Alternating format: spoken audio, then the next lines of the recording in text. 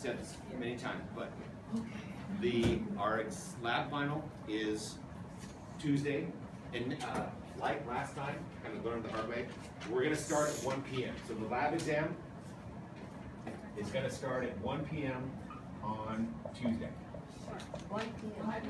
Not 12:15? No, because I need time to set up all these models. Okay. Sam's class goes right up till 12, so I need more than 15 minutes to learn 15 models. You threw us off right here. Yeah. Sorry, so I should have mentioned that before just now, but yeah. So again, you guys give us time to study. Exactly. Yeah. More time to study.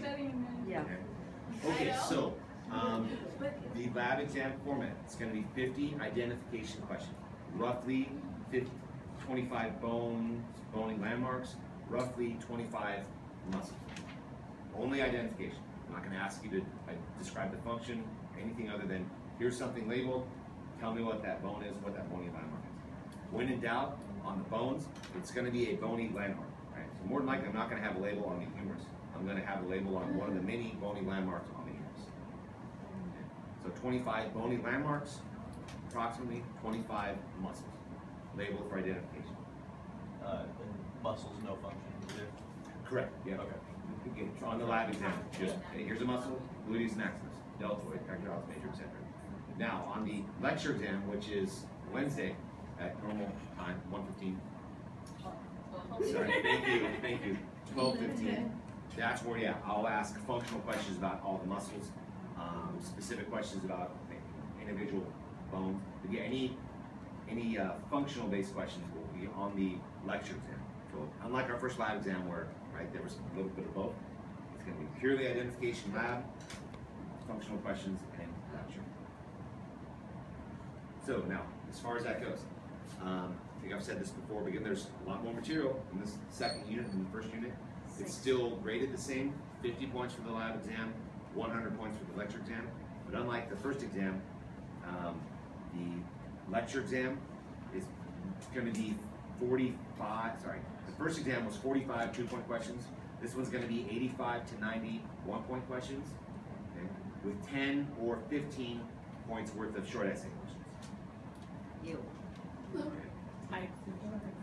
Okay. So let's talk about that next. Okay. So you saw that review sheet that I just posted? No, a couple days ago. Okay, yeah. I included some potential short essay questions in there in that outline, but which part? In each section, the last line items of each section of each lab, I've included some of these most likely short essay questions. Okay, so potential short essay questions. Again, these are just potential. This is not an all-inclusive list, but let's go in order, starting with bone tissue. Okay. One potential short essay question would be: describe the differences between ossification, bone remodeling, and bone repair. That would be a nice 5-point short essay question, potentially. So how would you answer that question? First of all, what's the difference between ossification and bone remodeling? Ossification is making a new bone. Yep. Making a new bone from a non-bone model, cartilage, or membrane. Therefore, I would expect you to distinguish the difference between endochondral ossification and intramembranous ossification. Which types of bones form via which type of process? So where do we find bones that develop via intramembranous ossification? The skull, right? The cranium, not the face, the cranium, and the clavicle. That's it. Everything else, every other bone in your body develops or ossifies via cartilage. Endochondral ossification. Which type of ossification produces growth plates and growth lines? You don't see growth plates, growth lines in bones formed via intramembranous ossification. Do all bones that form via endochondral ossification have growth plates? No. No. Which bones have growth plates? Long bones. Do all long bones develop via endochondral ossification? No. Yes. Is the clavicle a long bone? It's more of an irregular bone. You can almost make the argument that it's, but again, it's technically irregular because it's got the flat curvy ends. You won't find a growth plate, growth line in the clavicle. It So- doesn't deform the same way that long bones do. Growth plate is epiphyseal plate, right? I'm sorry, I didn't hear. Growth plate is same thing as epiphyseal? Yeah. Epiphyseal, right? Yes, so what's the difference between a growth plate, aka an epiphyseal plate, and an epiphyseal line? When it's done growing, what's left over. And when it's done growing, what do you mean by that? When it Stops lengthening. And what's built up? bone. And what do we call that process of building up bone? When it's done ossifying, the plate turns into the line. So an epiphyseal plate is a still growing cartilaginous juncture between each epiphysis and the central diaphysis of each line. So yes, so then therefore that describes ossification. What is remodeling? How does that differ from remodeling?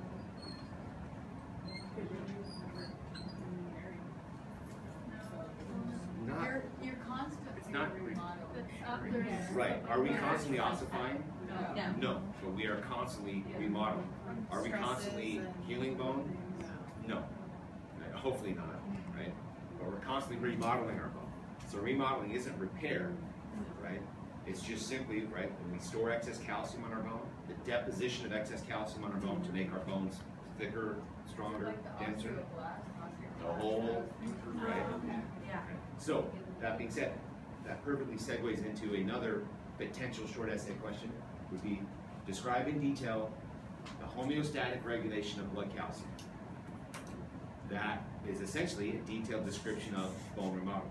Right? Bones remodel to maintain blood calcium homeostasis. So, let's take a real quick look at that again. How would I represent blood calcium homeostasis? First of all, I'm looking at blood calcium concentration over time. So what do I need to include on any sort of homeostatic graph? Set point. The set point and a range. I'm not asking you to know the specific values of the set point or the range. There's just a fixed built-in set point. Certain nanograms per deciliter of calcium in the blood. Just like we have a 98.6 degree Fahrenheit thermostat, we have a built-in set point for blood calcium. So, we know that specifically. Here's blood calcium. So I eat, I just start giving an answer. What may cause blood calcium levels to rise? Eating what? Milk. Not necessarily meat, anything with a lot of calcium, right? Dairy products, right? Anything fortified with calcium, etc. So now at this point, what specifically is going to happen right here? Okay. Blood calcium level is rising. Okay. What specifically happens right at this point?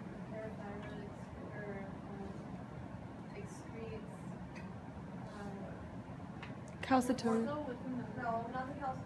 Yeah. So first of all, it's a trick question. Nothing happens until the value exceeds the range. So I bring this up because quite a few of you on the last exam, one of the essay questions was homeostatic regulation of body temperature.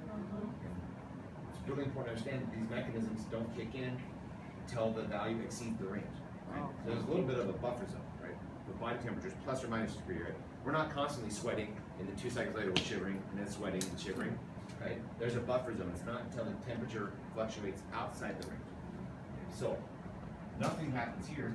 Once blood calcium levels exceed the range, how does the body respond? What is the homeostatic response to that? Calcitonin. Not parathyroid hormone. Calcitonin. Calcitonin. There are 2 hormones involved, calcitonin and parathyroid hormone. The first hormone, in this case, when calcium levels rise above the range, this causes an increase in the secretion of calcitonin. Where is calcitonin produced? In the thyroid. That's an increase, and there's too much calcium in the body. That's what you're showing me, right? Yep. Okay, so I thought the thyroid was hand in hand with the osteoclast. It Am I is. completely backwards? Yes. Parathyroid hormone, we'll see, kicks in when calcium levels get too low. Okay, we're on the other side of that teeter-totter. They're too high, we need to bring it back down. Parathyroid hormone brings it up when it's too low, we're bringing it down when it's too low. So, calcitonin, secreted by the thyroid. What does calcitonin do? What is the effects of calcitonin secretion?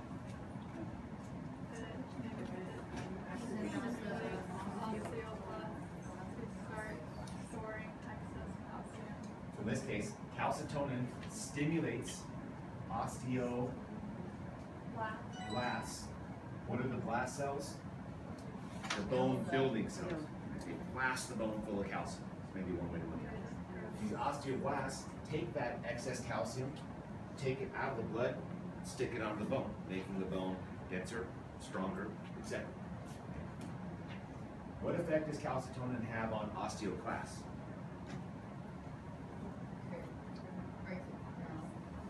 It doesn't break it down, it inhibits them. Yeah. Osteoclasts are the cells, right? So their activity is inhibited by calcitonin. What do osteoclasts do? They dissolve bone, releasing calcium from the bone. So osteoblasts and osteoclasts are antagonists. They have the exact opposite effect. By stimulating one, it's helpful to inhibit the other. So osteoblasts take the excess calcium, start sticking it onto the bone, and when that happens, blood calcium levels drop. So what's going to happen? Blood calcium levels continue to drop. What's going to happen right here? Exactly. Why? We haven't exceeded the range.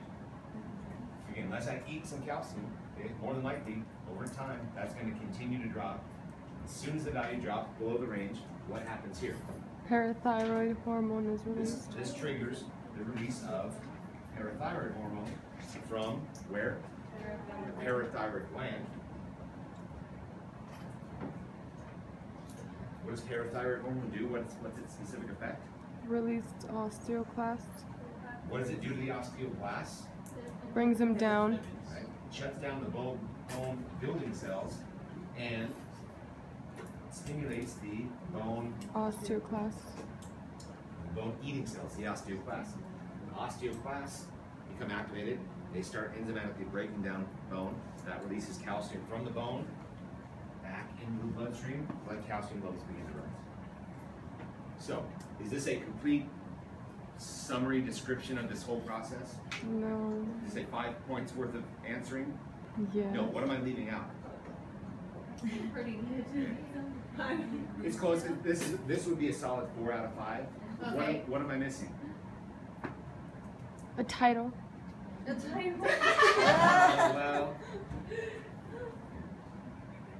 where are the receptors that detect calcium levels? Right? They're not. Where are the receptors? I don't. It's like friggin', it's gonna be like 20 minutes. Have You would fun. expect that, but they're not actually found in the glands. And I'm They're terrible at found- video taking, so I might suck. It's between the compact and the peristem and between the compact and no, it's in. Excellent guesses, but no. It's in the organ. What organ? Oh, you're Somebody said it right. I didn't fight. No. No, it's Liz. In the lining of certain blood vessels, the carotid sinus, where you feel your pulse, blood vessels that circle the base of the brain, this is where we find oxygen receptors. This is where we find other chemoreceptors, calcium receptors, carbon dioxide receptors, sodium receptors. The nerve endings for these receptors are embedded in the walls of blood vessels.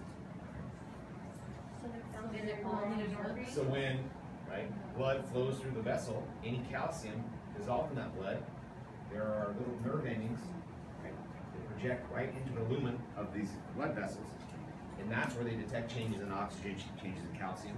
So if this free nerve ending detects a decrease in calcium, that's the signal that gets sent back to the brain. And so in this case specifically, these receptors, so we'll just say actually, we're just going to call this the carotid sinus again. This area where you feel pulse. You'll learn all about this in 242. Oh, yes. Carotid sinus, which gives way to your internal and external carotid arteries, which you'll learn about in 242. But the point is, let's say blood calcium levels here are low. These receptors detect a decrease in the calcium. They send a signal where? To To the brain. Give me the answer. It's on the board. To the brain. In this case, what is the brain's next? What happens next? Send signals to the The brain bone. would send a signal where? To the skeletal muscle. The thyroid or the parathyroid? Low calcium levels. Oh, low calcium. Yep. So that's an error. I know it's kind of sloppy. Low calcium levels, protected by the receptors, send a signal to the brain. The brain then sends a signal to the parathyroid gland.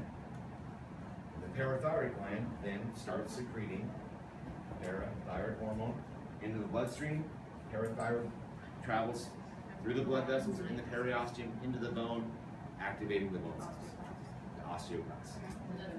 So see what I mean? Yeah. If you didn't describe the receptors, I would have no choice but to give you 4 out of 5 points. So it's the same if it's high level of calcium. Same receptor, same thing. The carotid, 10 minutes after you eat sinus. a meal really high in calcium, as that calcium gets digested, absorbed into the bloodstream through the intestines, then it travels through the bloodstream. Here these receptors detect an increase in calcium. That sends it back to the brain. The brain then processes that information, and instead of sending a signal out to the parathyroid gland, Go to the thyroid. it sends a signal out to the thyroid. The thyroid then secretes calcitonin, etc. And this is that's a much more complete story of homeostatic control. It involves receptors, the control center, and an effector. So this is really just the effector side of it. More going on than just the ground. Okay, so bone tissue. Bone remodeling, bone repair, ossification. All right, so again, of the 3, ossification, remodeling, repair, which is controlled via this homeostatic mechanism? Remodeling. Adding calcium to bone when there's extra, stripping calcium from bone when there's not enough is bone remodeling, not ossification. Let's see here. Another potential short essay question. I may list something along the lines of describe 3 different diseases of the bone. Yeah. What are 3 different diseases of the bone that we talked about? We talked about osteoporosis. We talked about rickets. What else? Arthritis. Arthritis. We talked about osteogenesis imperfecta and brittle bone disease. Drop some money. What else? Yeah, not sure off the top of my head. Potential short essay question. Trying to think. Bones. As far as the skeletal system itself, off the top of my head, I take that back. Describe the differences between cervical, thoracic, lumbar vertebra. That would be a nice 5-point essay question. Again, we won't necessarily go through that as a class due to time constraints. Yeah, as far as actual skeletal system anatomy, I'm going to rely more on the lab identification part of that. There's not a lot of complex physiology associated with it. So then joints. Be able to describe or list the 6 different types of synovial joints. Right? Give an example of each. So quickly, what are the 6 types of synovial joints? Ball and socket, hinge, pivot, condylar, saddle, plane/glide. Yeah. Okay. So what's an example of a ball and socket joint? Your hip. The shoulder, the hip. What's an example of a hinge joint? The elbow. Now a couple joints we can use layman's terms: shoulder, elbow, wrist. Technically, what is the hinge joint of the shoulder? Is it the radial ulnar joint? Is it the proximal radial ulnar joint? Well, that's a joint found near the elbow, but it's not the hinge joint of the elbow. What's technically the name of this joint? Humeral Fibular. ulnar or the ulnar humeral joint. Either way. Like, So all joints technically can be named after the bones that form those joints. So therefore, what's another name for the knee joint? patel. Femoral tibial or tibial femoral joint, right? The tibial fibular joint is not the knee joint. What type of joint is the tibial fibular joint? Wait, there. What's that? Oh, joint. It's kind of a trick question. It's a fibrous joint. That Oh. joint doesn't move at all. Yeah. The tibia and fibula, there's no movement between those bones. So you understand, right, what I'm getting. What's an example of a condylar joint?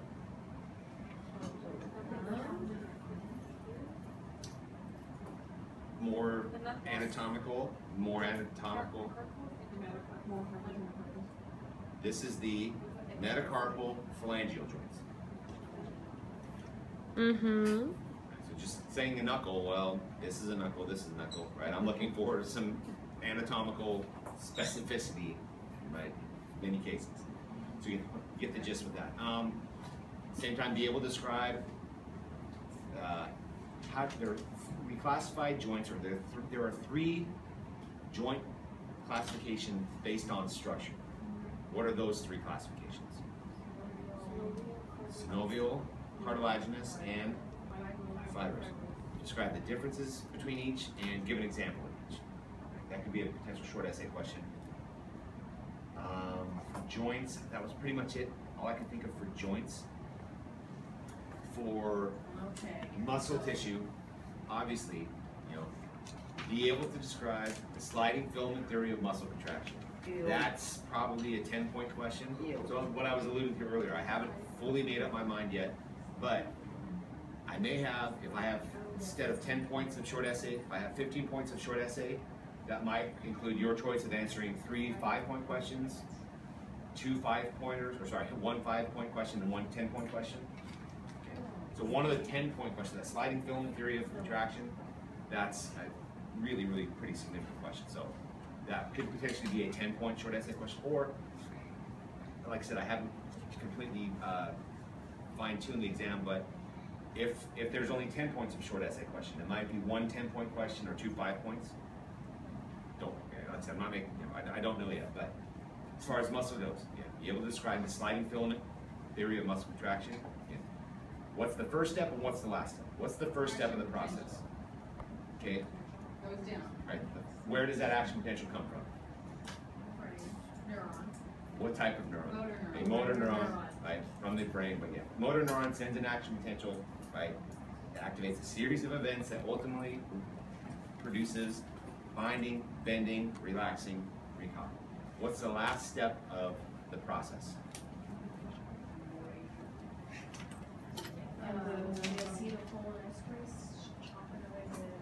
What happens when the acetylcholinesterase chomps away at the acetylcholine? Oh, It's the license to acetic acid and It repolarizes, but it relaxes. Yeah. That last step of it, depolarization, repolarization, right? The end of the sliding filament theory is sliding, contracting, relaxing, recall. So I heard 3 or 4 different correct answers to that question. Right? So it's the entire process from the neuron firing to the fiber contracting and completely relaxing. Right? So it's one full cycle.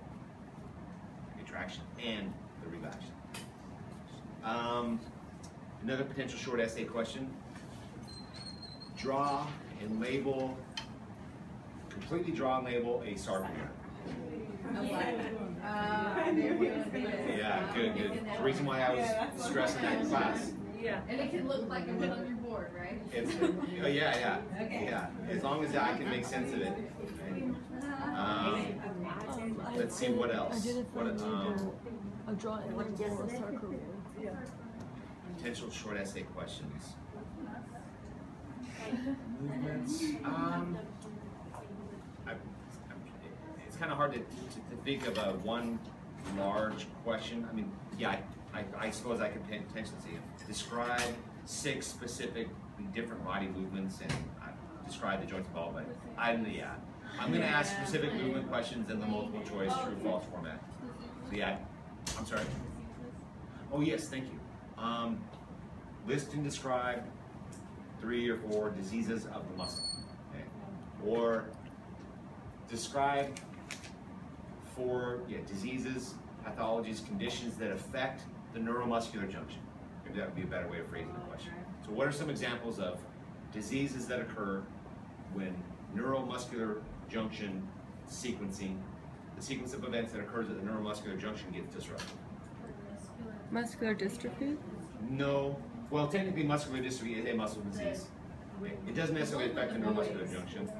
That's Duchenne muscular dystrophy. Which, you know what? I think I realized something. I misspoke earlier in class when I was describing Duchenne muscular dystrophy as being a sex-linked recessive trait. Well, it is, but I described it wrong. So, Duchenne muscular dystrophy is a sex-linked recessive trait. It affects males exponentially more than females. Does that mean females can't develop Duchenne muscular dystrophy?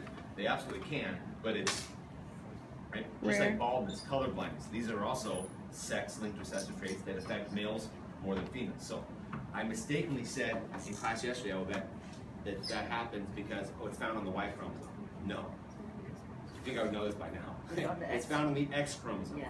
So basically, what that means is, what is the genotype of a female as far as sex chromosomes? XX. Females have two X sex chromosomes. Males have X and a Y, which is really a small x. But that being said, why do males develop this disease more often than females? They have only one X. Males only have one X chromosome. So if the faulty gene that codes for this dystrophin, the dystrophin protein, if that gene is found on the X chromosome. So again, if a male inherits that chromosome of that gene, we only have one copy of the X chromosome. So if we get the bad gene, we express that bad trait. Whether that's color blindness, baldness, Duchenne muscular dystrophy, etc. Now with females, right? If a female inherits one X chromosome with the bad gene on it, all females have a backup. If that backup has the healthy or the normal gene, right? This female, right, is a carrier but doesn't express the disease. The only way for this female to have Duchenne muscular dystrophy is if, right, both X chromosomes, each X chromosome carries the recessive gene. So again, I think we just briefly brushed it off as, it's because it's on the Y chromosome, and I realized after I left class that wasn't right, so I wanted to clarify. So, muscle diseases, Duchenne muscular dystrophy. Say that again? Schizophrenia? No. Schizophrenia is a central nervous system disease. You're thinking... So like picks up too many neurotransmitters, but in that sense, for that disease, is it different? It's not acetylcholine? It's not a muscular disease. It's a neurotransmitter disease. So, right, so many neurotransmitters, most neurotransmitters, right, signal neuron to neuron. And a lot of brain activity is controlled by those neurotransmitters. Acetylcholine can be a neurotransmitter that activates neuron to neuron signaling, but in this case, where it innervates the muscle, it's still a neurotransmitter because it's coming from the neuron. But so, yeah. So it's a neurotransmitter disease, not necessarily a muscular disease. We talked about myasthenia gravis. We talked about Duchenne muscular dystrophy.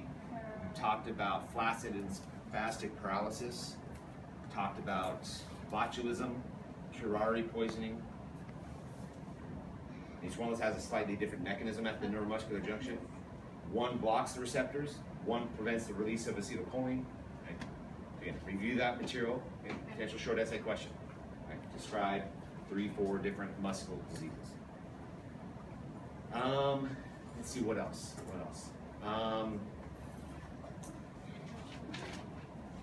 Anything on the summation? As far as short essay questions, maybe not, but definitely be able to distinguish between threshold, twitch, and tetanus. What's the difference between a twitch and a contraction? Right. One action potential causes one fiber to twitch. All the fibers in one motor unit to twitch. So again, what is a motor unit? Right. No, that's what's called the motor end plate. So the neuromuscular junction, sometimes it's called as the motor end plate. So a motor unit is one motor neuron and all of the fibers that motor neuron innervates. Right? How many muscle fibers are found in a motor unit? Can be anywhere from 5 to a couple thousand. It's not millions, it's not billions, it's from a few, literally 5 to about 1,000. The estimate says that the gastric venous, one of the most powerful muscles in the body, has about 1,000 fibers per motor neuron. Right? So that motor unit contains 1,000 fibers for every one neuron. When that one neuron fires, 1,000 muscle fibers all twitch at once. How long does that twitch occur? Milliseconds.